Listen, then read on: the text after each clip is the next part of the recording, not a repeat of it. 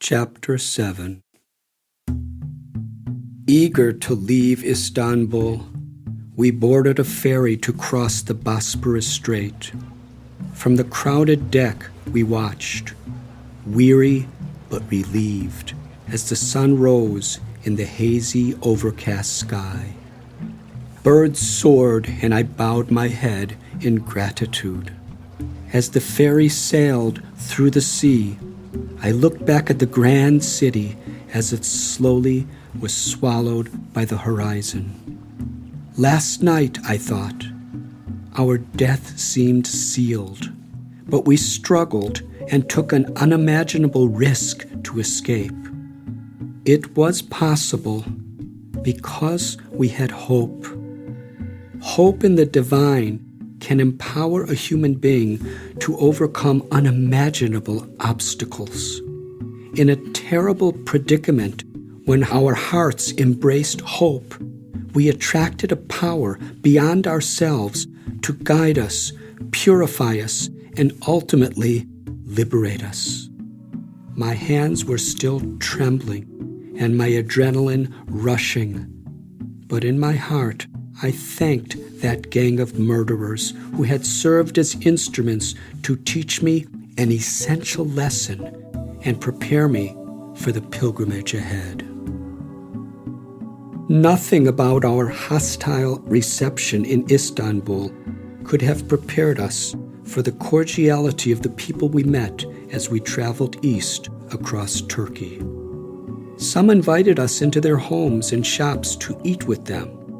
Their meals were simple, usually traditional flat bread and tea, but we were touched by their hospitality and always satisfied.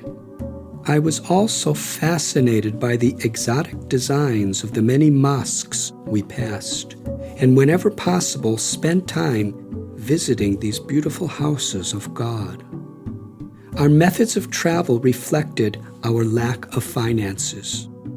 Either we hitchhiked or caught rides, jammed in with the local people, their gear and their livestock in jalopy buses or in the backs of trucks. We traveled across the arid, wind-swept highlands of central Turkey, stopping briefly in Ankara, where cattle grazed on the bare and spacious hills. After a couple of weeks on the road, we reached the more rugged and mountainous terrain of the eastern highlands, where the nights grew colder. We had traveled about 800 miles beyond Istanbul when calamity struck again. I was afflicted with severe dysentery. Travel was no longer possible, so we stopped in the town of Erzurum and inquired of the local people for the cheapest possible place to stay. They led us to a tea stall on the outskirts of town and gave us a room on the third floor of the time-beaten edifice. My burning concern was the toilet room. To reach it, I had to climb down a steep staircase of about 30 stone steps. In a hallway to the left of the stairway was a hole in the floor. That was the toilet. Human waste was left to pile up in the hole until it was shoveled out, which from what I could tell was infrequently. A partition of rotted wooden planks provided privacy. The stench made me dizzy. The air was so thick I felt as if I were drowning. Still, I practically lived in that latrine for days. After finishing my business and hauling my body to the top of the stone steps, I would be forced down again to evacuate. Intense nausea, vomiting, and constant loose movements ravaged my body. My friends, meanwhile, patiently waiting for my recovery, would go out each day to explore the town. One day, alone in the room, I was surprised to see a strange man enter and begin to rummage through Jeff's backpack. Discovering his Swiss Army knife, he plucked it out and announced it to no one in particular. 1 lira. Then he plunked down a lira on the table and hurried away with his new possession. I thought, but the knife is worth much more than that. Despite my precarious condition, I felt it my duty to defend my friend, so I struggled up from my sickbed and chased the man down. I returned his 1 lira and politely insisted that he give me back the knife, which he reluctantly did. Please come back later and discuss with Jeff, I said, wobbling on my legs. He said nothing and left. Not 5 minutes later, a mob rushed up the steps, dehydrated, feverish, and barely able to sit up. I was in no shape for a confrontation. They barged in through the door. Leading the mob was the intruder who had just moments before stolen the knife. He pointed his finger at me, shouting, "Pakistani! Pakistani! He is Pakistani!" The mob was outraged. They circled my bed, brandishing clubs and daggers. In a rage, they shouted, "You Pakistani, you die! You Pakistani, you die!" I was alone and bewildered. What else could I do but pray to God? Hastily, I seized my U.S. passport and held it for them to see. "Look, I'm American." An elderly leader of the mob stepped forward. He took my passport and examined it like a self-proclaimed immigration agent, then looked up and spoke quietly. "So, you are not Pakistani?" "No." "You are American?" "Yes," I replied.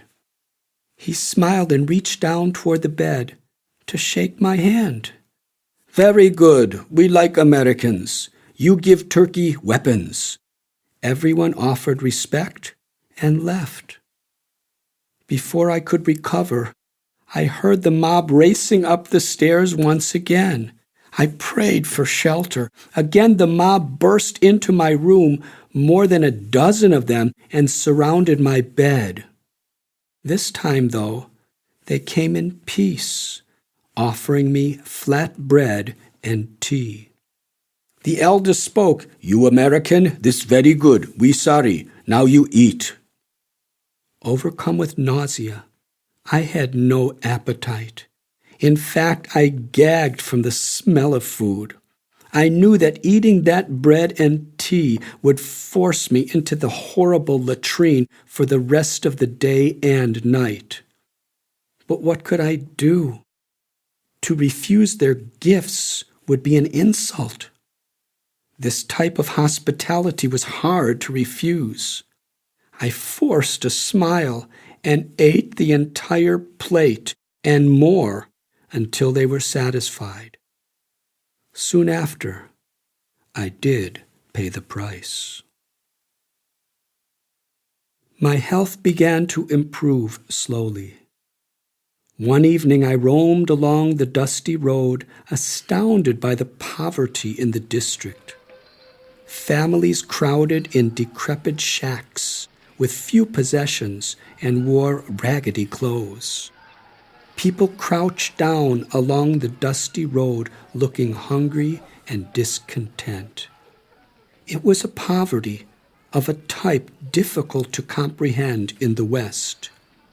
Even though it was only October, the night air was frigid, a sign of the long, bitter, cold winters in that region of Turkey. To return to our room, I had to enter through a small tea shop on the ground floor of the building. One evening, inside the tea shop, a powerfully built man in his 30s with glossy black hair and a thin mustache grabbed my arm and pushed me into the chair. I could tell by the way people regarded him that he was highly respected. Sliding a small glass of tea toward me, his smoldering black eyes riveted to my own. His lips and body trembled. I was sitting face to face with intensity personified. He spoke no English. Pointing to an Arabic inscription on the golden ring that he wore, he roared like an angry lion, "Allah!" Then he thrust a finger at my face, and with that gesture demanded that I say the name of God. I couldn't bear to look at him. My eyes gazed at the transparent glass of tea on the table. It had no milk or cream, only a cube of sugar slowly dissolving on the bottom. Yanking my chin up, he forced me to meet his intimidating stare. I was dissolving faster than the sugar. He again thrust a finger in my face and screamed, "Allah!" It seemed crucial to my well-being to satisfy him. So I murmured with much reverence, "Allah." He squinted as if he wanted to burn me to ashes and shook with rage. When he could no longer contain it, he smashed his fist on the table. "No, Allah!" As the tea glasses crashed to the floor, everyone circled around us, ratcheting up the volume. Again he thundered, "No, Allah!" Again he thrust his finger into my face. Much louder this time, I cried, "Allah!" But it was not loud enough. By now his rage was white hot. I was petrified. He again smashed his fist into the table and for the fourth time roared at the top of his lungs, "No, Allah!" Every pair of eyes in that crowded shop glowered at me as if I had been apprehended while desecrating their holiest shrine. He jabbed his powerful finger into my chest, forcing my chair back to the wall and demanding that I say God's name in a way that matched his fervor. Not for the first time on my journey, I felt certain that the angel of death had found me and was hovering just inches from my head. What else could I do but pray to Almighty Allah to save me? I stood up, raised my arms, and with all my energy I cried out from my heart, "Allah!" He gazed into my eyes for a long time as the tea shop fell silent. Nodding his head in grave approval, he walked out.